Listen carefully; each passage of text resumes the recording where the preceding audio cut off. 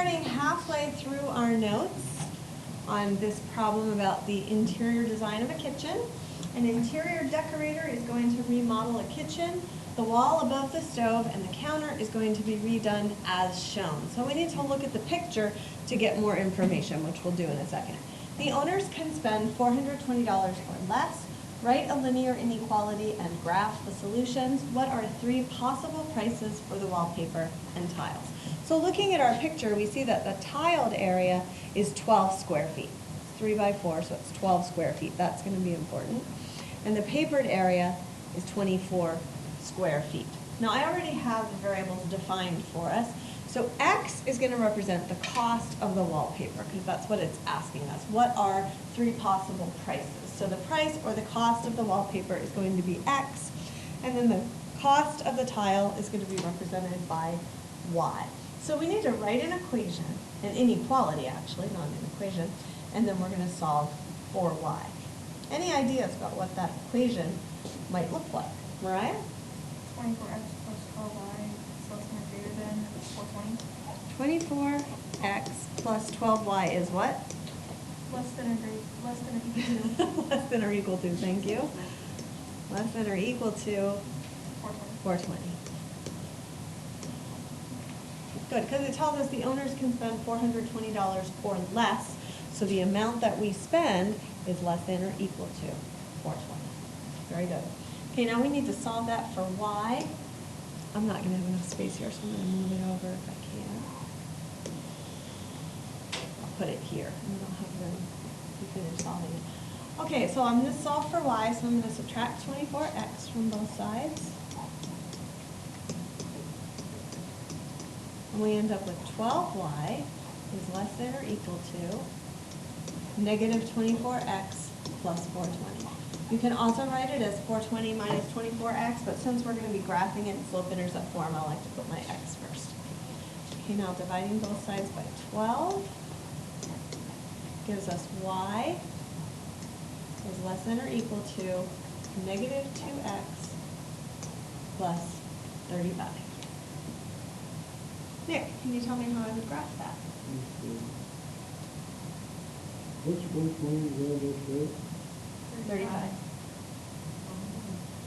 Alright, so you would start at 35. Okay. And then what? Come down and to the right one. Come down 2 to the right one. Good. Now when I come down 2, it's not going to be very much because these each represent 5. So I'm going to go down 2. Over 1 is going to be about here. I'm going to do another point down 2. Over 1 maybe would be there. Oh, wait. Oh, okay. I'm going to use the ruler so I get a nice straight line here.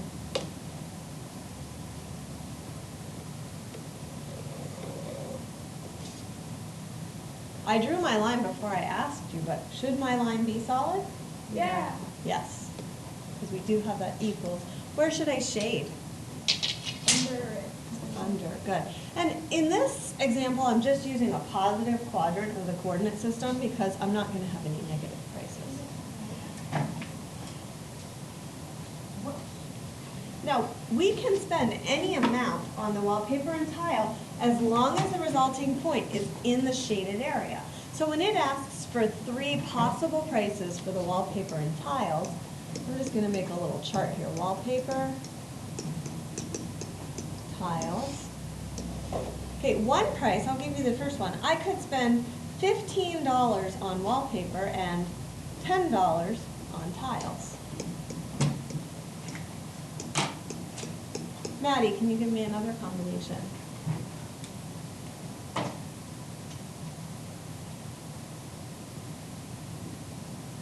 It can be any point as long as it's in the shaded region.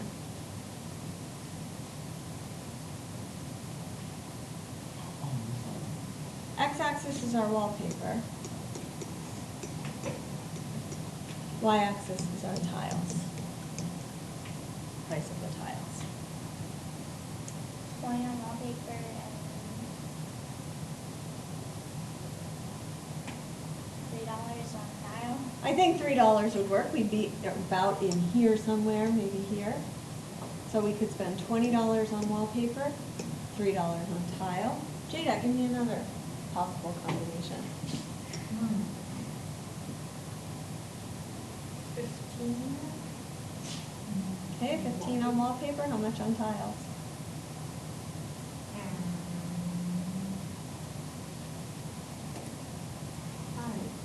5, okay, 15 and 5 would be here, that's in the shaded region, so we can spend 15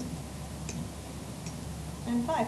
So if we stay within the shaded region, we're gonna be less than 420. Oh, good. How much would we have to spend so we would be exactly 420?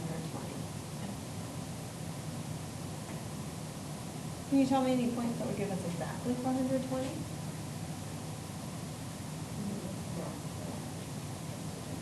Think about the boundary line. That's the equals part, right?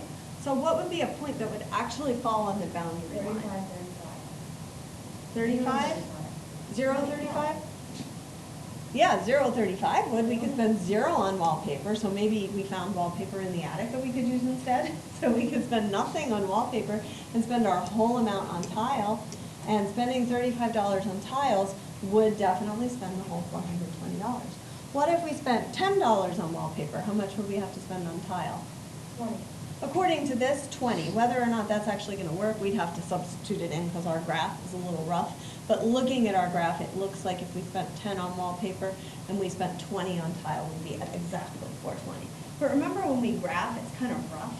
So we'd actually have to check that, which we could do in this equation.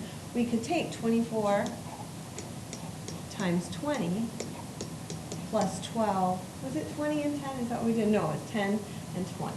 Let's change that. This should be 10. Whoops. 24 times 10 plus 12 times 20. Let's see if that's less than or equal to 420. We'd have 240 plus 240. What's 240 plus 240? 480, so that's not true. So even though our graph looks like that would be the right number, the graph just isn't precise enough. So it's a good idea if you're picking ones that are really close to check to see if they would actually work. So 10, 20 would not work as a possibility. Okay, any questions about this? Okay, the next one is for you to try. So before you start, let's define the variables and decide which axis is going to be which so that we all do it the same way. Let's see, Evelyn, can you define the variables for me? What 2 things do I want to know? Cost of peanuts and cashews. Well, it actually tells me the cost. So I want to know something about the peanuts and cashews, but not the cost. How many pounds? How many pounds? So let's let, that was weird, L didn't show up. Let P equal pounds of peanuts. And then let's let C equal the pounds. So you Of can get cashews. 2 pounds of cashews and 1 pound of. You're already thinking about combinations. Good. I'm going to say let's let the y-axis be our C. Let's let that be pounds of cashews. And let's let the x-axis represent pounds of peanuts. So you're going to solve for C. That way we're all solving for the same thing. It doesn't matter which one's independent, which one's dependent. Peanuts are no more independent than cashews. I just picked those so that we all do them the same. You could do it the other way. Have you ever gotten like the fresh I'm going cashews to that pause, are so hang on warm? just a second, I'm going to pause this for a second so you can try it here and whoever's listening to this can try it and then we'll come back together. Okay, let's see, who wants to tell me the equation? Yo! Nick, tell me the equation. 4C plus 2P is less than or equal to 12. Good. Okay, now we're solving for C. Maddie, tell me what to do. Subtract 2 from the sides. Good. Wait, can you subtract C too? You could, but the way we set it up, we have C on the y-axis, so we have to solve for C. Oh, well, I'll get it. But it would work if you reversed it. Yeah, it would work. You'd still get the same answers. Okay, what do we end up with, Maddie? 4C is less than or equal to negative 2P plus 12. Okay, then what? Divide 4 from the sides. Okay, what do we end up with? C is less than or equal to negative 1/2 P plus 3. plus 3. Good. Jada, tell me how to graph this. Go up 3, up there, and then go down 1, number 2. Okay, down 1 over 2. I'm going to do another one just so that I get my line straight. Am I going to use dotted or solid? Okay, and I'm just going to make my line within the positive quadrant because I really don't care about the other 3 quadrants right now. And then where am I going to shade it? Go under it. Under, good. And I'm just going to shade in here because we can't have negative amounts of either. That would be impossible. Okay, let's see. Evelyn, give me one combination of amounts of peanuts and cashews. Peanuts, 1 for cashews. Okay, so I could get 3 peanuts, 1 cashew. That fits in here, so we could get 3 pounds of peanuts, 1 pound of cashews. How do you guys get this stuff? We're just picking points, Nick, that are in the shaded region. Let's have you try the next one. Can you pick any point that's in the shaded region? Freaking 2, 2. 2, 2, okay? So we have, It's on the line it is on the line, but we actually know that this is a point, so we could use that one. So though. Oh, 2, so there's gonna be a lot of different. 2, yeah, there's lots of possibilities, it's infinite. 2 and 2. Okay, what else? We could do 1 and 1, sure. 1, 1. Yes. We don't want to do Yes. any, we don't want to do negatives, because we can't have negative. So we're just looking at the positive region here. We're just looking at this. Okay, give me one more. Jada, tell me. 1 and -10 is technically in the 4 shade. and 0.5. 4 and 0.5, we could do that. We could do 4 pounds of peanuts and a ½ pound of cashews. Oh, yeah. You did mine. Okay, good. Any questions about, you understand now? Yeah. Okay. Next thing we're gonna do We're gonna have is, a worksheet for we're gonna go backwards. We're gonna write inequalities from a graph. So before, we started with the inequality and then you made a graph.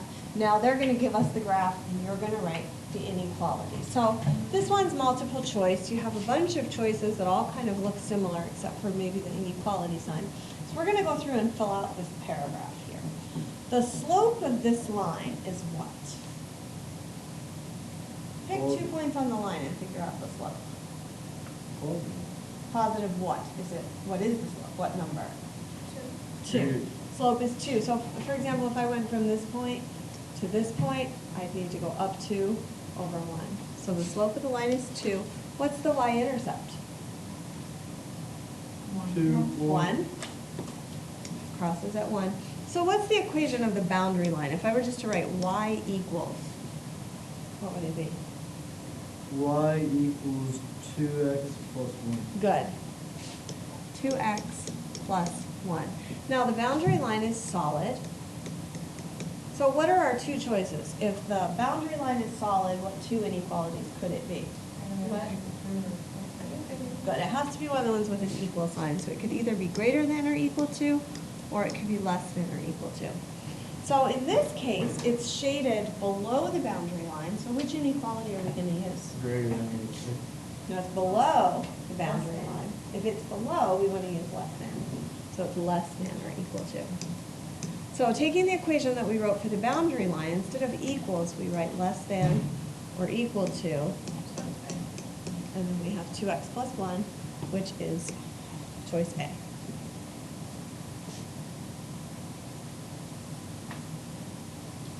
Okay, the next slide is one for you to do on your own. Whenever I write these, I don't necessarily go through the whole process of the paragraph. I usually just write down a y, because I know it's going to be y something. Then I look at, okay, solid, below, so I know it's going to be less than or equal to, and then I write the How are we gonna equation. do it next time? You're gonna So It doesn't give It us the says graph. what it is. I know, but it tells you the information. So what we're gonna do, you're gonna do this one on your own. I'm gonna come around and check this one, and as soon as I give you the go-ahead, then you can start working on the assignment that's listed here. Okay, correct answer here, it says that the boundary line is dashed and that the area above the line is shaded, so I know that's gonna be greater than. And the slope is 1/3, so I put that in front of my x. Y-intercept is -2, so that's the equation that you should get.